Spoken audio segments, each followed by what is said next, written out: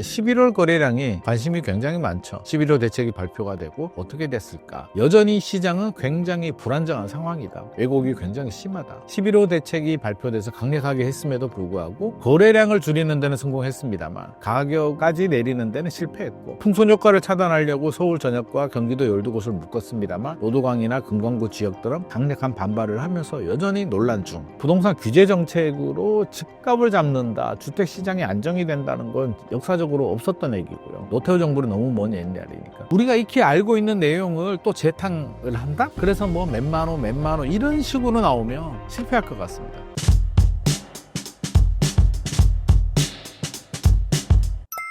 안녕하세요. 기린만 부동산 경제연구소 대표 기린만입니다. 또 이렇게 2025년 다 지나갔잖아요. 이제 12월인데 또 신사임당 채널에 초대해 주셔서 진심으로 감사드리고요.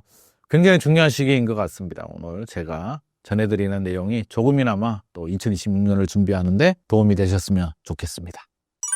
11호 대책 발표 후에 한 달 이상 경과된 현장에서 체감되는 분위기와 집값 움직임은 어떤가요? 2달 정도 됐죠. 11호 대책이 발표가 된 지. 자, 11호 대책이라고 한다면 서울 전역과 경기도 12곳을 조정 대상 지역, 투기 과열지구, 토지거래허가 구역으로 묶었습니다. 효과야 우리가 익히 알고 있듯이 이제 부동산 규제는 3가지가 있잖아요. 대출 규제가 있고 지역 규제가 있습니다. 지역을 묶어서 뭐 세금이라든지 여러 가지 불이익을 주는 거고요. 세 번째는 직접적으로 이제 세금을 올리는 방법이 있는데, 세금은 정부가 최대한 지금 안 하는 방향으로, 늦추는 방향으로, 뭐 이유를 좀 살펴보게 되면 2026년 6.3 지방선거가 있기 때문에 세금은 조세 저항이 반드시 따라옵니다. 부담스러운 규제예요, 정치인들 입장에서는. 그래서 세금 규제는 최대한 늦추는 방향이고, 지금 대출 규제, 대출도 수도권과 규제 지역은 6억까지, 11호 대책에서는 25억 넘어가게 되면 2억까지, 15억에서 20억 사이는 4억까지 규제가 되는 거고요. 전세를 끼고 사고 팔지도 못하죠. 실제 입주하시는 분들만 사라라는 규제입니다. 굉장히 강력하죠. 당연히 2달이 지나서 보니까 일단 11월 서울 아파트 거래량이 중요한데 11월 거래량을 보니까 내려오긴 합니다. 9월, 10월 거래량이 8천 건이 넘었습니다. 서울 아파트 거래량은 5천 건이 넘어가면 거래가 좀 된다. 10,000건 가까이 또는 10,000건이 넘어가게 되면 거래가 폭발적이다. 5천 건 아래로 내려오게 되면 이제 좀 조용하다라는 표현을 하는데, 9월, 10월 서울 아파트 거래량은 8천 건이 넘었으니까 굉장히 과열 양상을 보였고요. 이제 11월 거래량이 관심이 굉장히 많죠. 11월 대책이 발표가 되고 어떻게 됐을까?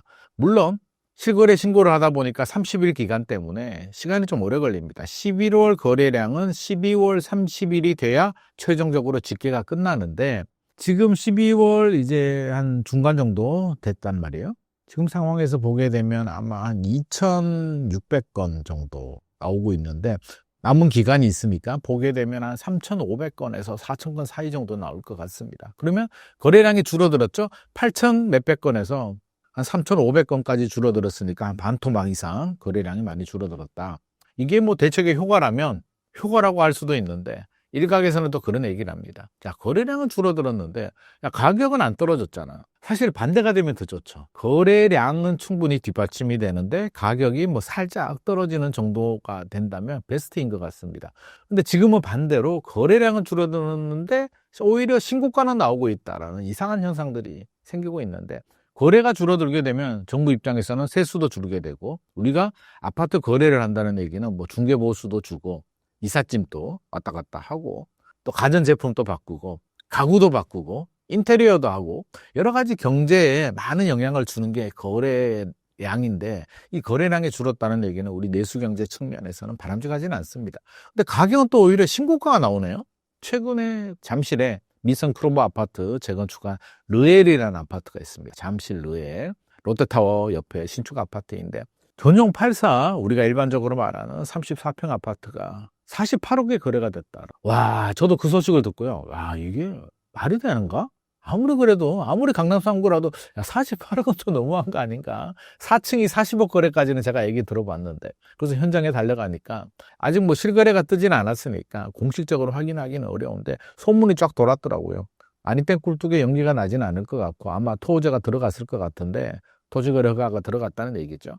결국에는 48억 거래가 되면 또 왜곡이 됩니다. 그러니까 거래가 충분히 수반되지가 않는데 한계가 탁 튀는 거래가 될 수도 있잖아요. 집주인은 거래하려면 하고 말려면 말아. 툭 높은 가격에 던졌는데 누군가가 딱 물게 되면 이제 상승 거래가 되는데, 자, 잠실 로엘이 48억 거래가 됐다라고 하니까 반포 쪽에서 나오는 반응.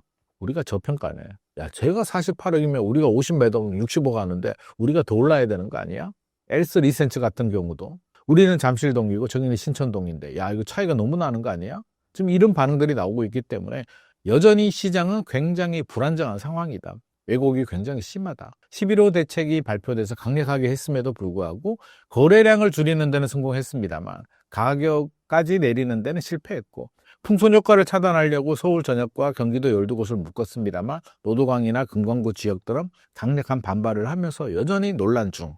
풍선 효과가 안 생겼느냐? 동탄, 구리 이런 지역들, 또 용인, 기흥구, 안양, 만안구 이런 지역들은 또 풍선 효과가 생겼기 때문에 풍선 효과도 못 잡았고, 억울한 지역들은 규제로 묶였고, 집값은 또 여전히 신고가는 나오고 있고, 필요한 거래량을 줄여버렸기 때문에 사실 아직까지 2달 상태를 본다면 긍정적으로 평가하기는 좀 어려울 것 같습니다.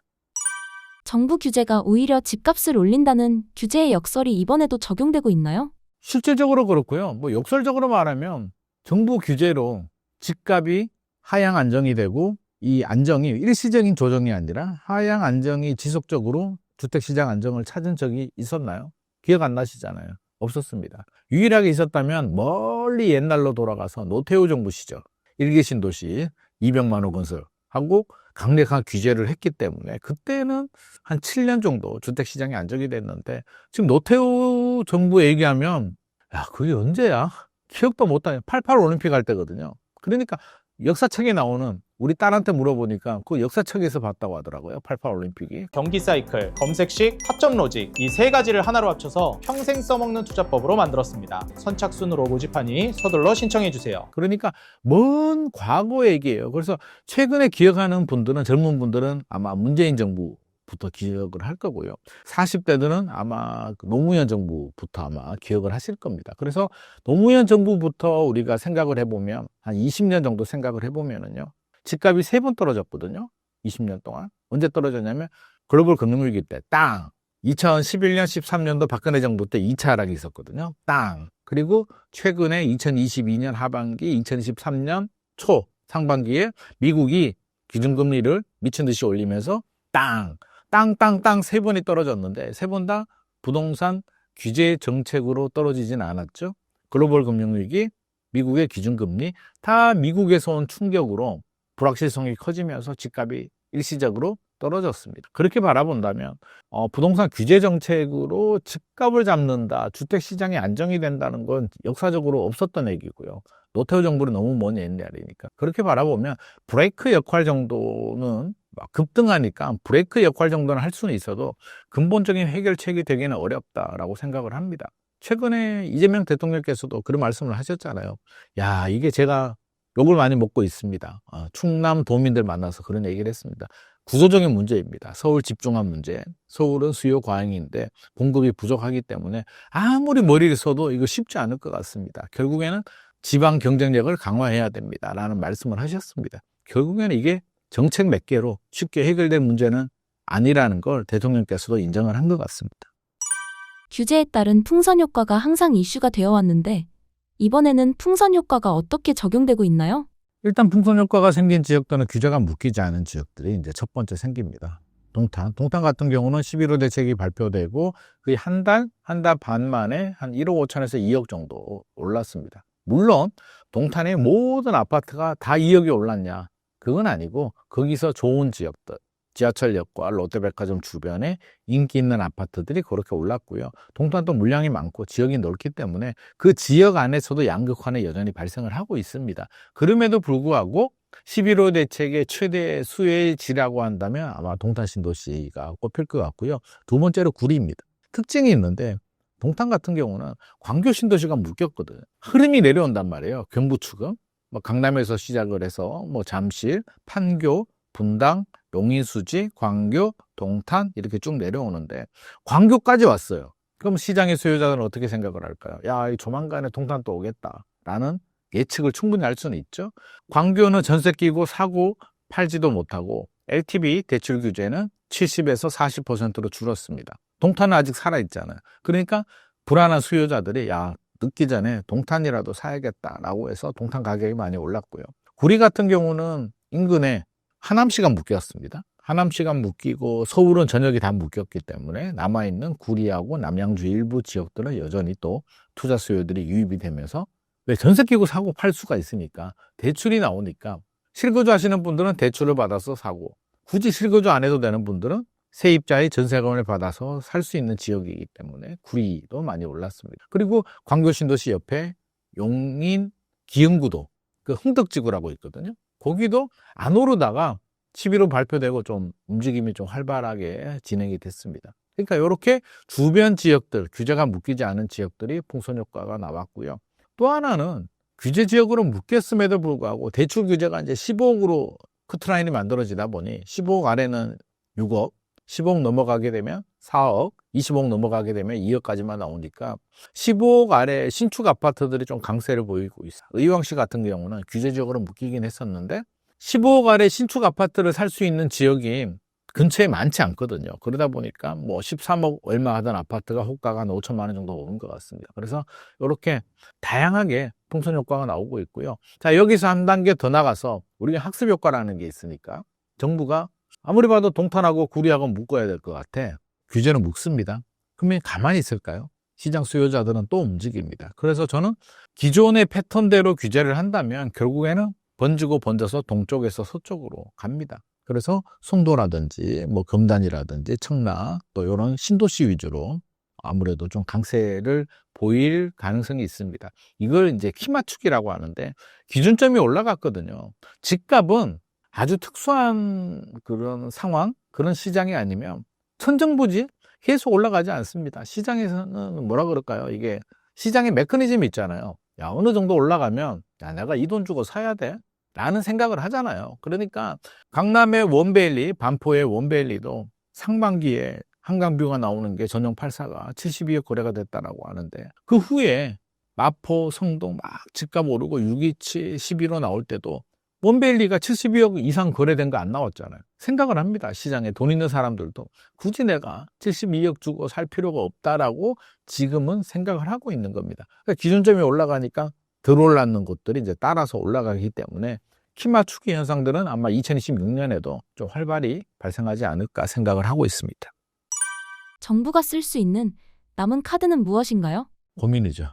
세금이 있고요. 규제로 보게 되면 이제 세금이 있는데 세금을 쓰게 되면 조세 저항이라는 게 생깁니다. 문재인 정부 시절에 세금을 많이 올리다 보니까 결국에는 2022년 그 당시 대선에서 이재명 후보와 윤석열 후보가 붙었는데 80만 표 차이로 이제 뒤집혔잖아요. 이게 이제 굉장한 트라우마로 남아있기 때문에 세금 규제는 가급적이면 안 건드리고 싶어 할 겁니다. 그래서 6.3 지방선거 전까지는 어떻게든 집값이 폭등하지 않는 한 어떻게든 안 건드리려고 노력을 할 거고요. 그러면 정부가 할 수 있는 카드는 공급대책입니다. 그래서 97 공급대책을 발표했는데 실효성이 좀 약했죠. 이걸 보완해서 12월에 공급대책을 발표하겠다라고 예고를 했는데 12월에 나올지 미뤄져서 1월에 나올지는 좀 지켜봐야 되겠습니다만 결국에는 공급대책으로 돌파구를 마련하겠다는 게 국토교통부의 생각인 것 같습니다. 그래서 서울의 유유부지라든지 그린벨트라든지 가용할 수 있는 또 민간이 가지고 있는 땅들 또 용산 정비창 부지 전방위적으로 공급 물량을 늘리는데 아마 목숨을 걸 것 같고요. 그 외에 또 할 수 있는 정책은 뭐가 있을까 생각을 해보게 되면 대통령께서 어떤 방향성, 힌트를 좀 주셨는데 답이 없다고 했잖아요. 결국 서울 집중화, 1극, 그러니까 서울이 한 개의 극이 되는 거잖아요. 그래서 이게 문제야. 뭐 방향성은 맞습니다. 저는 이거 잘 짚었다고 생각하는데 결국에는 서울은 수요 과잉, 공급 부족 지역이기 때문에 이거를 공급을 늘리거나 수요를 분산해야 되는데 공급을 늘리려고 하니까 사실 지금 공사해도 요즘 공사 기간이 4년 정도 걸리거든요. 그럼 2029년에 입주합니다. 그러니까 당장 답이 안 나오는 거예요. 아무리 노력을 해도 물론 노력도 해야 됩니다. 지금 노력을 해야 2029년, 2030년에 입주 물량이 늘어날 수 있기 때문에 열심히 노력하고 수요를 분산하는 정책을 어떻게 할지는 모르겠는데 지금 대통령 공약 사항 중에 그런 내용이 있었거든요. 5극 3특. 그러니까 5극으로 나누는 거죠. 수도권, 권역별로. 부울경, 부산 쪽에, 그리고 대구, 경북, 이렇게 또 전남권 이렇게 묶고, 또 3특에서 3개, 뭐 제주하고 강원이었나 하고 전북이었나 이렇게 3특으로 묶어서 균형 발전을 좀 하겠다라는 게 이제 공약에도 있는데, 이걸 좀 더 본격적인 드라이브를 걸 가능성이 높을 것 같습니다. 어떤 식으로 할지는 모르겠습니다만, 기업이 뭐 1,400조 원 투자를 약속했다라고 뭐 얘기가 나오는데, 제가 볼 때는 방향성은 옳은 것 같고요. 지방에 제대로 잘 투자해서, 한마디로 일자리거든요. 그래서 지방의 거점 도시들, 부산, 대구, 광주 뭐 이런 거점 도시들의 대기업 일자리들이 대기업이 좀 투자를 해서 일자리들이 생기고, 지방 국립대학교에 좀 많은 투자도 해주고, 병원, 종합병원들 좋게 세브란스 병원 정도로 만들어주고 해서, 굳이 먹고 살려고 서울에 오지 않아도 지방에 계시는 분들이 지방의 국립대학교 들어가서 공부 잘해서 그 지역에 좋은 일자리 가서 잘 살 수 있도록 만들어주면, 결국에는 균형 발전이 되면서 서울로 유입이 되는 인구를 줄일 수가 있기 때문에 서울의 수요를 차단하는데 좀 도움이 되지 않나라고 저도 생각을 하고 있고요. 대통령께서도 아마 그런 생각을 하고 있는 것 같은데, 이게 임기가 지금 6개월 지났단 말이에요. 대선 기간 마지막에 6개월 빼버리면 4년 정도 남았는데, 이 4년 안에 이게 얼마나 가시적인 성과가 나올지는 좀 아쉽긴 합니다만, 그래도 저는 방향성은 옳다. 4년 동안 뭐 어떤 특별법을 만들어서 기반만 만들어줘도, 방향성만 정해줘도 차기 정부, 차차기 정부에서 하면 되니까 저는 이 방향성은 매우 옳다고 생각을 합니다. 정부는 연내 추가 공급 대책을 예고했는데요. 어떤 내용으로 예상하시나요? 공급 대책 해야죠. 해야 되는데 이제 딜레마입니다. 뭐가 딜레마냐면, 잘해야 돼요. 97 공급 대책 실패했잖아요. 135만 원 찾고 느낌도 안 옵니다. 그래서 느낌이 와야 되는데 국토부가 어떻게 꺼낼지가 저도 조마조마해요. 진짜. 왜냐면 태릉 CC, 성대 야구장, 또 서부 면허장, 뭐 과천 일부, 또 외교 뭐 거기 서초구에 있는, 우리가 익히 알고 있는 내용을 또 재탕을 한다? 그래서 뭐 몇만 원 이런 식으로 나오면 실패할 것 같습니다. 이미 문재인 정부 시절부터 이미 여러 번 경험을 했잖아요. 귀에 딱지 얹도록 계속 그런 얘기를 했는데, 똑같은 패턴으로 또 어디 뭐 10,000원, 어디 3,000원, 그래서 합해가지고 몇 년도까지 얼마, 이런 패턴의 대책이 나오면 이제는 내성이 생겨가지고 아마 시장의 신뢰를 좀 얻기는 어려울 것 같고, 오히려 부작용이 더, 그냥 실망이 더 클 것 같아요. 그래서 하게 되면 좀 제대로 해야 되는데, 제대로 할 수 있는 카드가 과연 얼마나 있을까? 결국엔 카드가 몇 개 없어요. 그린벨트 푸는 거, 또 하나는 유유부지 활용하는 거, 또 하나는 그 정비사업들 재건축 재개발 뭐 잘할 수 있도록 해주는 거, 그리고 나머지는 또 거기서 플러스 알파 용산 정비창이라든지 이런 거 좀 붙이는 건데, 다 하나가치가 만만하지 않습니다. 정비창은 서울시하고 이견이 있죠. 국토교통부는 12,000세대로 좀 늘려달라. 서울시는 3,000에서 6,000 늘렸는데, 우리가 복합 개발을 해서 업무지구로 개발을 해야지 여기다가 신도시처럼 아파트만 때려 지을 수는 없지 않냐라고 반대를 하고 있는 상황이고, 유유부지 같은 경우는 지역 주민들이 좀 반대를 많이 합니다. 그래서 그것도 또 난관이고, 그린벨트를 푸는 거는 서리풀 지구가 2만 세대 예정되어 있는데, 이게 얼마나 더 확대할지, 과연 확대해서 개발을 할 수 있는지, 토지 보상 문제, 그린벨트라고 해서 다 국가 땅은 아니거든요. 지역 주민들이 반대합니다. 왜? 개발 제한 구역이기 때문에 공시가격이 굉장히 저렴하게 평가되어 있어요. 수십 년 동안 개발이 안 되는 땅이다 보니까 낮게 평가가 되는데, 그게 개발 제한 구역만 아니면 가치가 굉장히 높은 땅이거든요. 강남 가까운 땅이어서 주민들은 억울하죠. 돈 제대로 보상받고 싶은 거예요.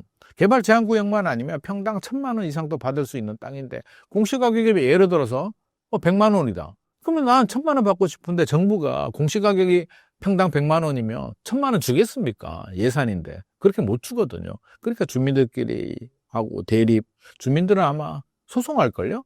제가 현장에 가보니까 반대하는 주민들이 상당히 많았습니다. 아, 이거 만만하지 않겠다라는 생각은 드는데, 정부가 이걸 어떻게 해결하고 극복을 할지, 주민들과 원만한 합의를 할지가 가장 중요한 포인트가 될 것 같습니다. 2026년에는 정부의 부동산 정책 기조가 어떻게 흘러갈 것으로 예상하시나요? 기조가 바뀌지는 않을 것 같습니다. 기조라는 얘기는 지금 수요 억제를 하고 있잖아요. 수요 억제의 반대는 수요 활성화인데, 아니 지금 집값도 못 잡았는데 무슨 활성화를 하겠습니까? 그래서 수요 억제 기조는 여전히 2026년에도 이어진다. 그 얘기는 뭐다? 대출 규제가 풀리지 않는다. 토지 거래 허가 구역, 조정 대상 지역, 투기 과열 지구 쉽게 안 풀린다. 단 풀릴 수 있는 지역들은 억울하게 묶인 지역들, 노도강, 금강구, 수원, 장안구, 팔달구 이런 지역들은 풀릴 수는 있습니다만 집값이 많이 올라서 규제가 된 지역들은 현실적으로 집값이 떨어지기 전까지는 풀리기 어렵겠다. 규제는 진행 중이다. 그리고 최근에 논란이 된 게 그래 억울한 지역들은 언제 풀리는 거야? 풀리긴 하는 거야? 라는 게 이제 논란이 되는데 김용범 대통령실 정책실장이 그런 얘기를 했죠. 이거는 일시적인 규제다. 촛불을 달았습니다. 공급 대책이 발표가 되고 시장의 안정이 확인이 되면 풀어줄 수도 있다라고 합니다. 그래서 공급 대책이 나와야겠죠. 12월이나 1월 정도에 공급 대책이 나와야 되고 두 번째 시장 안정을 또 확인을 해야겠죠. 대책이 발표되고 아마 한 2주에서 한 달 정도 모니터링을 하고 규제를 풀 수도 있습니다. 그러면 그 시기가 언제 정도 되냐면 저는 설날 전후 정도로 보고 있습니다. 왜? 6월 3일이 지방선거인데 만약에 5월에 풀었다. 노도강을. 근데 풀었는데 풍선 효과가 생길 수 있잖아요. 5월에 풀었는데 풍선 효과 생기면 어떻게 됩니까? 망하죠. 6선 지방선거가 여당이 망합니다. 그러니까 수습할 시간도 필요하잖아요. 잘못됐을 때. 그러면 한 2, 3개월 정도의 마진을 두고 가야 되기 때문에 결국에는 2월 정도, 늦어도 3월 정도에는 풀어야지 이걸 안 풀게 되면 이제 못 풀게 되는데 못 풀게 되면 또 노도강이나 금강구 여당 텃밭인데 상당한 타격을 받을 수도 있기 때문에 아마 고민이 굉장히 많고요. 그래서 공급 대책이 상당히 중요합니다. 공급 대책이 잘 나와서 시장 안정을 확인하고 노도강, 금강구, 수원, 팔다구, 장안구를 풀어야 되는데 이게 정부 의도대로 갈지 안 갈지도 2026년 초반 부동산 시장을 관전하는 포인트가 될 것 같습니다.